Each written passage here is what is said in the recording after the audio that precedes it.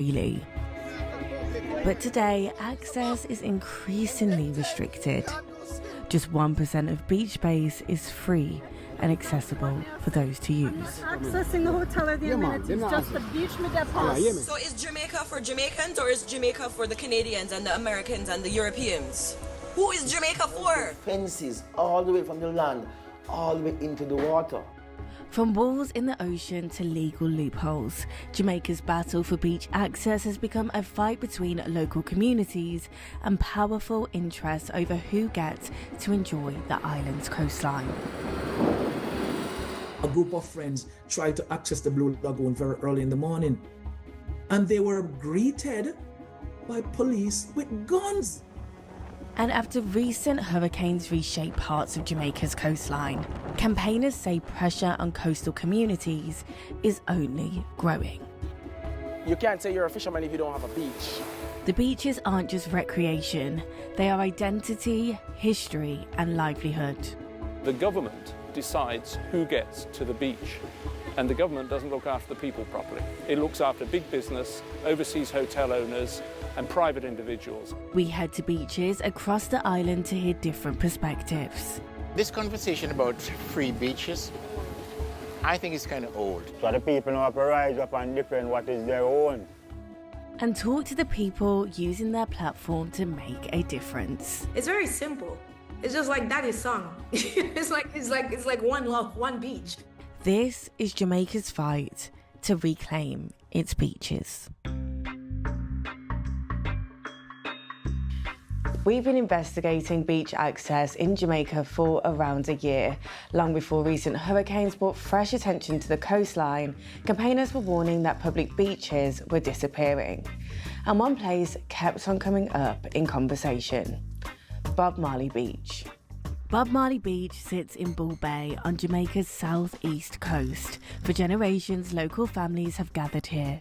Fishermen launch their boats from the shore, surfers ride some of the island's best waves, and members of the Rastafarian community have long considered it part of their home. I'm born and grow here, you know, from a little child. Other parents are me there, grandparents and my parents. But what I go on here now is that the government them have an interest in the place. Bob usually day here, run up and down, kick ball. The beach takes its name from reggae legend Bob Marley, who called this his favourite stretch of coastline. Today, it's become the focus of a dispute between campaigners, local residents and developers. A hotel group is lobbying the government to build a luxury resort here. But you just want to come down and kick away the local poor man now. I know none of that. So, me beg to the Prime Minister or any minister for that. So the people have to rise up and defend what is their own. For many people, the concern isn't simply about losing a beach. It's about losing a place that's woven into the history of the community. I was a beach baby, like I was a seawater baby. And literally, like my mom makes jokes that I was baptized in the sea. Not having that accessible to people, that's hard. That's worrisome to me. As we travelled across Jamaica, it became clear that this wasn't just a story about one beach. Again and again, we heard concerns about access to the coastline. And nowhere was that expressed more clearly than by one woman we met while filming. I need my beach. So you came here and you wanted to talk about the beach space. I need my beach. Without my beach, I cannot walk. This is what helped me to walk on my legs. Where I come here for my exercises. And what would it mean to you if these beach was taken away? Well, I would go a cripple and just sit down at home and vegetate. I don't want to vegetate at home. Yeah. And do you feel like this is a threat to you? It is a threat to us if they take away the beach. I come here twice a week to get some exercise in my leg. I'm a survivor, cancer survivor, and I need the exercise for me to, you know. Yeah, exactly. And why do you not go to that beach over there? That beach over there? Isn't it because they're coordinating off and they don't want us commoners to come over there? Isn't that so? Well, we have to pay? Yeah. Why would I have to pay for free water here? I wouldn't want to pay for free water. They don't own nothing, you know. This is God's creation. The beach he's talking about isn't Bob Marley Beach. It's Porto Seco, more than an hour away. When we started looking into Porto-Seco and other beaches around the island, we wanted to understand whether these were isolated disputes or part of a wider trend. Campaigners told us the problem stretches across the entire coastline.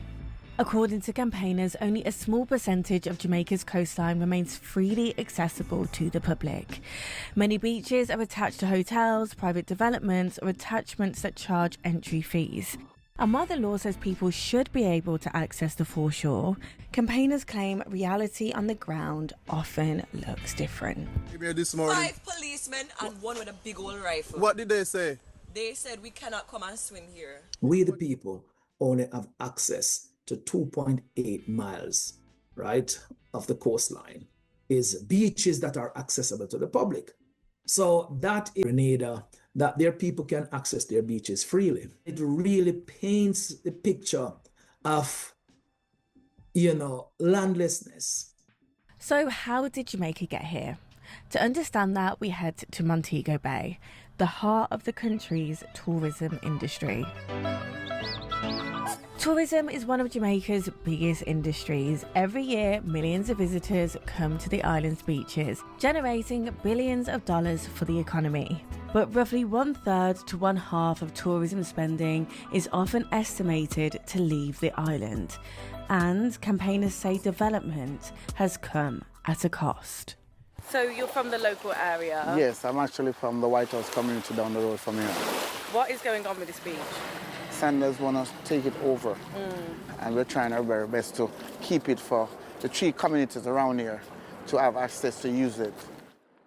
This beach has become the focus of a campaign against plans by Sandals Resorts to build luxury overwater bungalows nearby. Residents say they're fighting to protect one of its last public beaches